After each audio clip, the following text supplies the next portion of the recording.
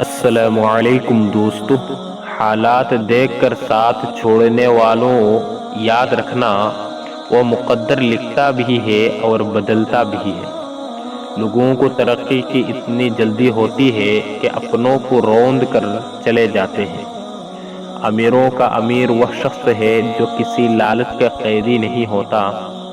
مرنے کے بعد 100 لوگ پوچھیں گے کیسے انتقال ہوا، دوران زندگی کوئی نہیں پوچھتا کیسے جی رہے ہو۔